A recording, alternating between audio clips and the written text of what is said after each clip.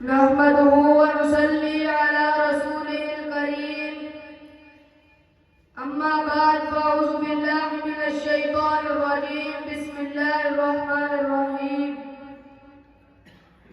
قال رسول الله صلى الله عليه وسلم خيركم من تعلم القرآن وعلمه رسول اللہ صلی اللہ علیہ وسلم نے فرمایا تم میں سے بہترین شخص وہ ہے جو قرآن سیکھے اور اس کو سکھائے۔ فرصت اگر ملے تو پڑھنا مجھے ضرور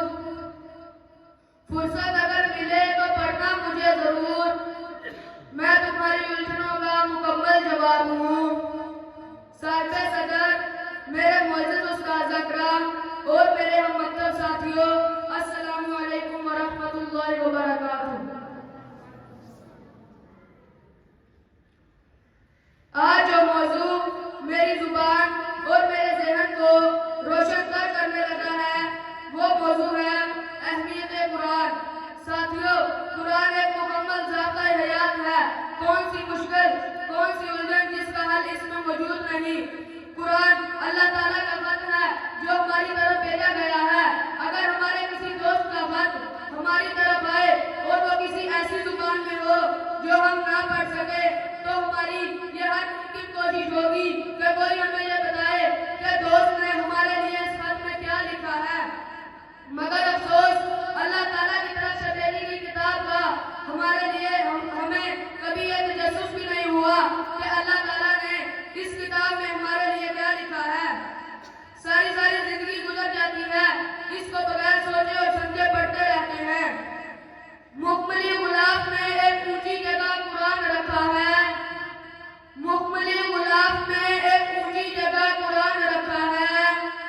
اس مصلحت کے خزانے کو باندھ رکھا ہے۔ ساتھیوں، قرآن کریم روحانی اور جسمانی دونوں قسموں کی بیماریوں کے لیے شفا ہے۔ خود نبی اکرم صلی اللہ علیہ وسلم نے قرآن کریم کے ذریعے بیماریوں کے علاج کی تلقین فرمائی ہے۔ قرآن کریم کے سامنے کوئی بھی باطل ٹھہر نہیں سکتا۔ دشمنوں کی سازشیں، جابروں کی تدبیریں اور ظالموں کی طاقت قرآنی آیات کے سامنے ایک بلبلے سے بھی زیادہ کمزور ہے۔ قرآن کریم کا نور بدخواہوں کی آنکھوں کو بے نور کر دیتا ہے۔ ہم نے قرآن کریم کے سامنے بارہا دشمنوں کو خائب و خاسر ہوتے دیکھا۔ افریقہ کا کالا جادو قرآنی آیات کے سامنے ٹوٹتے، بھاگتے اور بکھرتے دیکھا۔ ہندوستان کے جوگی، پنڈت اور سادھو اس کلام کے سامنے بے بس ہو گئے اور برہمن پکار اٹھے کہ یہ بہت اعلیٰ کلام ہے، ہم اس کا مقابلہ نہیں کر سکتے۔ مگر ساتھیوں، آج کے دور میں کئی مسلمان قرآن پاک کو چھوڑ کر ناپاک صرفی علوم کا سہارا لیتے ہیں اور بہت سارے مسلمان جاہل اور لالچی عالموں کے در پر اپنا مال، ایمان اور عقیدہ تباہ کر رہے ہیں۔ تمہیں کوئی چھوڑ جائے تو رو دیتے ہو، تم جو قرآن اور نماز کے بنا جیتے ہو اس کا کیا۔ ساتھیوں، آئیے قرآن کریم کی طرف لوٹ چلیں۔ یہ سچی اور مضبوط کتاب ہمارے لیے رحمت بھی ہے اور شفاعت بھی۔ خود اللہ تعالیٰ قرآن کریم میں ارشاد فرماتا ہے وَنُنَزِّلُ مِنَ الْقُرْآنِ مَا هُوَ شِفَاءٌ وَرَحْمَةٌ لِّلْمُؤْمِنِينَ۔ ساتھیوں، امت کے اہل علم میں شفا بالقرآن ہمیشہ مقبول رہا ہے۔ اس کی برکت اور افادیت سے کسی مسلمان کو انکار نہیں ہو سکتا۔ یہ راز تو قرآن خود کھول رہا ہے۔ لہجے میں محمد کے خدا بول رہا ہے۔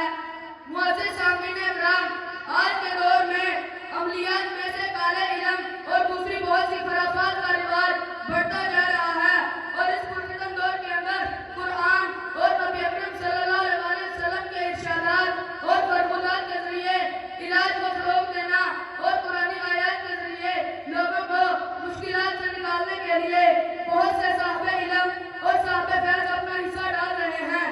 لہذا ہمیں بھی ان صاحب علم لوگوں سے اپنے روابط بڑھانے چاہیے۔